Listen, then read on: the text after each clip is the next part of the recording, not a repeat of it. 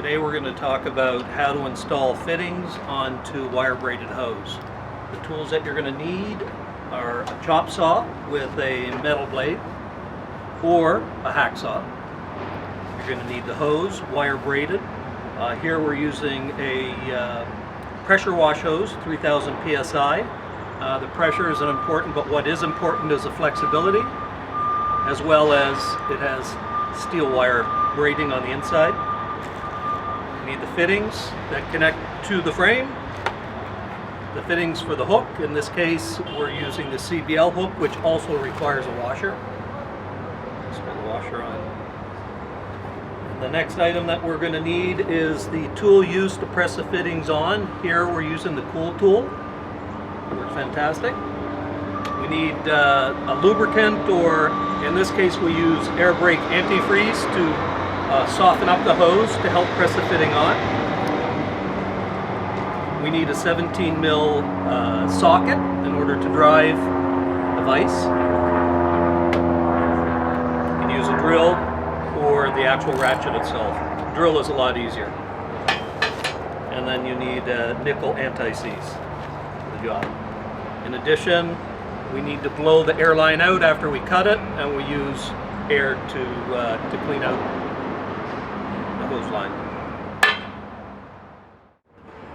So here we have our wire braided hose set up on a tripod. We have our chop saw set up and our predetermined length for the uni-hook pendant assembly is to the end of this vise.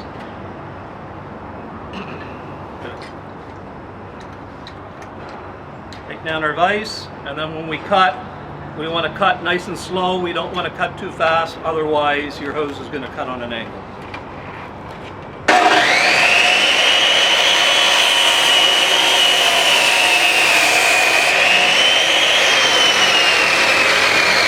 Set this to the side over here.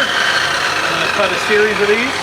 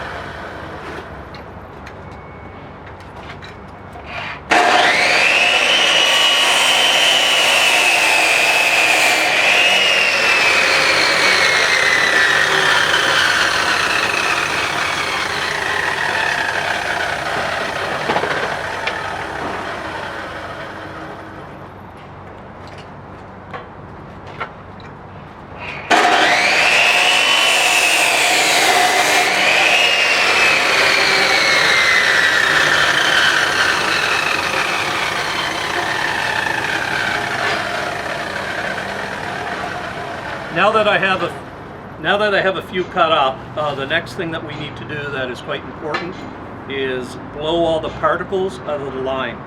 As you can see here, there's an awful lot of dust from the fabric from the hose. So here we use the pressure line.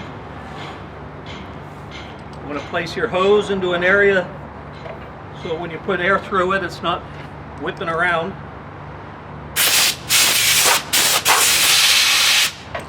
Do one side, then flip it around, do the other side, and then place it in an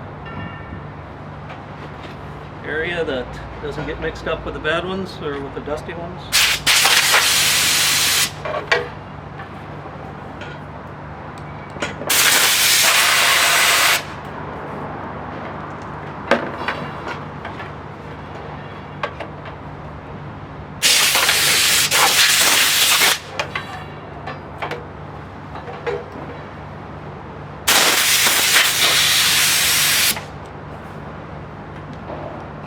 One more.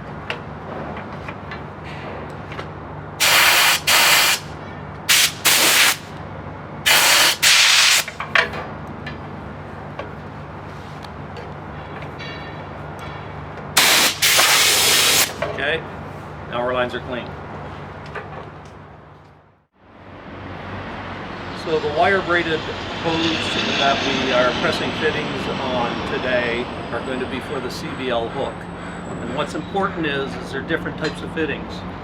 The fittings that we use, we have special made. The diameter is quite small diameter, whereas the ones that you purchase through a typical supplier, it's a much larger hole, and as a result it has a thinner wall and they're easier to break. So what we do is we have 3/32 hole, and gives it a little bit more meat and they last longer. So there is a difference between the CBL and the Cranston fitting, and it's the type of thread that's used. So the Cranston fitting is a tapered thread, does not require an O-ring. However, the CBL does require an O-ring, and it's very important that there is an O-ring installed, otherwise you're going to have leaks. So the CBL, you can actually screw it in by hand and screw it all the way in right to the washer, and then you tighten it up and you'll notice that it's easy to thread on, whereas the Cranston takes more, and you definitely need to wrench to get it in there and to make sure it's tight. So whatever you do, make sure that you have a washer on the CBL.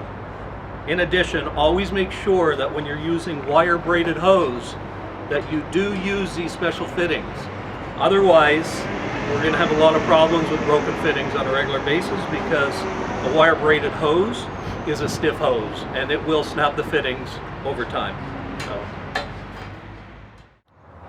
okay, we have our CBL fitting. We're going to dip our hose into the air brake antifreeze. It softens up the material. And then I'm going to place the fitting in the hose just to get it started. Holds it in place.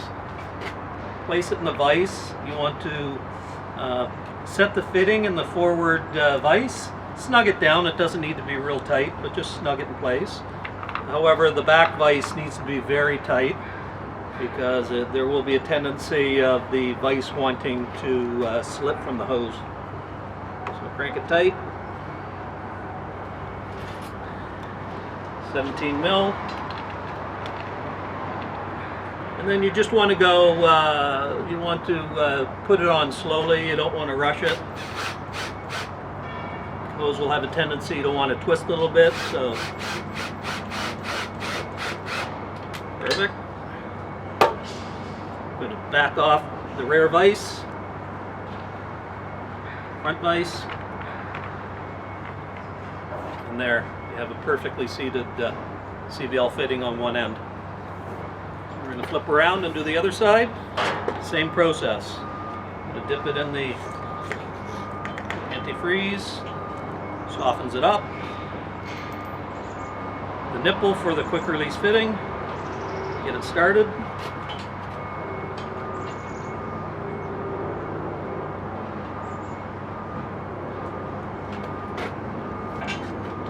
Set it in place. In this case, I got to move the rear vise back.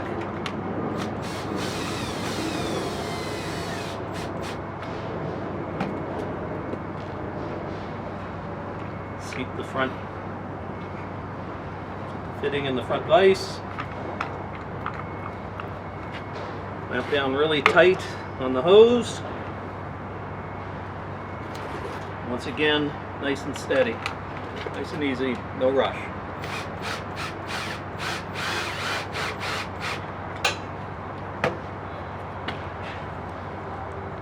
Take it out of the vise. Perfectly seated. We now have a hose assembly for a CBL uni-hook pennant assembly.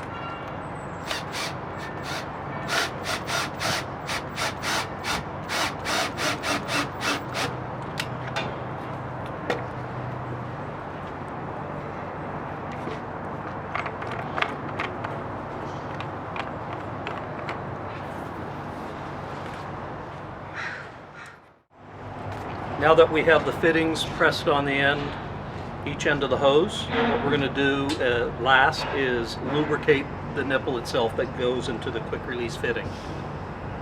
So we're going to use a nickel anti-seize paste is what we prefer to use. And all you want to do is just put a light film on the side of it. Do not put the paste on the inside the hole. Keep it away from the hole, and all we want to do is put a small film of lubricant onto it. So then when it enters inside the quick release fitting, it actually is lubricating the ball bearings of the quick release fitting.